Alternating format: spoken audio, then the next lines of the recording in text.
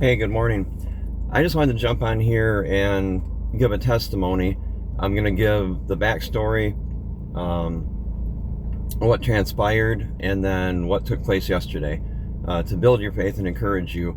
And at the end of the day, why do we make testifying, evangelizing, and outreach so difficult?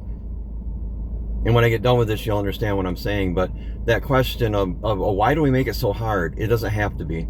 So the backstory is about a month ago, I saw an individual, and he was sitting at an Arby's close to where we live, on the curb. And to be honest, I get kind of leery about people because you don't know, they're mentally unstable or whatever. But I saw the man sitting there, and I didn't do anything. I went home, went about my day or whatever. And then I remember seeing him again at the same Arby's location. And I asked the man working at the Arby's window, I said, is this man, is he okay? And the guy working the window said, yeah, he's just going through a hard time. I'm like, oh, okay. So I get my food, and I pull all the way forward, like in the drive-through, and then I pull forward into the front parking spaces, and I'm looking in my driver's side mirror at this man just sitting there. And I prayed and I asked, Holy Spirit, what do you want me to do? Do you want me to do anything? And the Holy Spirit said, when the line is clear behind you at the drive-through, back up to where that man is sitting on the curb and ask him, is there anything that you can pray for him about? And so I did. I backed up and asked him, and he said, no. He said, I'm good. I don't need prayer for anything. He said, I'm just resting, and my feet are killing me because I've been walking so much and I have a little ways to walk yet. And I said, oh, okay. And I just kind of left it at that. And then over the next couple of weeks, the Holy Spirit was showing me, much like, and I love Matthew 25, verse 35 and 36, where Jesus said, when I was hungry, you fed me. When I was naked, you clothed me. When I was thirsty, you gave me water to drink. And the Holy Spirit began to impress upon me that, John, he told you what his need was. His feet were killing him. Get him a pair of insoles for his shoes. And I'm like, okay. That's who Jesus is. Jesus meets us at the point of our need. If we are called to be the hands and feet of Jesus, that's what he does. The Holy Spirit will put us in places where we can minister, where we can help, where we can be his hands and feet. So last weekend I was shopping at Meijer's and got convicted again. Are you going to buy some insoles? And so I said, yes, Lord. Okay, so I need a pair for me. So I bought an extra pair, threw them in the back of my car. And yesterday when I got out of work, on the way home, I was looking around for this man. And I'm like, Lord, where is he? I don't see him. I don't see him at the Arby's. I don't see him walking on the sidewalks. I don't see him at the gas station where I see him. So then I had to go back out again to run some more errands. Didn't see him on the way. And then I was again asking the Lord, where is he? I haven't seen him in a while. And so I was coming back home from Belle Tire, and sure enough, lo and behold, right there on 68th Street, just west of Division Avenue, here is that man walking. I kid you not.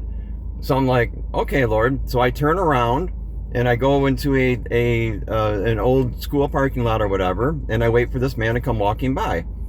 So I get out of my car and I have the insoles in my hands, and I approached him. I said hi, and he said hi, and I said, are you the same man that was sitting several weeks ago up at the Arby's up the hill? And he's like, yeah. I said, remember I asked you if you needed prayer? And he's like, yeah, you did. And I said, you told me that your feet were hurting you from walking so much. And I said, and I shared with him Matthew 25, verse 35 and 36 about who Jesus is and how Jesus meets us at the point of our need.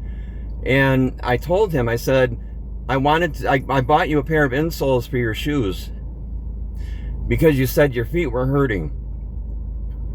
And I handed him the insoles, and he wasn't sure what to say. Now, I'm confident this man has a lot going on. He has a lot of issues in his life. But the one thing that I did notice when I was talking to this man, when I first started talking to him, his eyes were bloodshot. So whether they were bloodshot from crying or bloodshot from drugs, or lack of sleep or whatever. His eyes were bloodshot. But I'm telling you that as I was talking to him and as I was ministering to him, the white of his eyes began to come back. That bloodshot redness was going away, and the white of his eyes was coming back forth again as I was testifying and telling him about Jesus. I know what I know. You can argue with me, you can doubt me, I don't care. I'm telling you what I saw. I saw it right in front of me. This man's eyes change. The eyes are the windows of the soul. That Jesus was ministering through that simple gift of giving that man a pair of insoles for his shoes, so that way his feet wouldn't hurt so bad. He said, thank you. He said, I'm going up to Arby's right now, as a matter of fact, and when I get up there, I'm going to put these insoles in. Come on. Why do we make evangelism, outreach, and serving so difficult? It is so simple. How can you be the hands and feet of Jesus today? And I know that the Lord is going to set up more encounters with this man, just to have simple conversations of, hi, how are you? How are you doing? Don't make it so complicated. Jesus meets people at the points of their need. So be encouraged today. Thank you for your 6 minutes of life that you've given me. And be encouraged and look to where the Holy Spirit can use you to minister to others and to be Jesus' hands and feet. Thanks. Bye.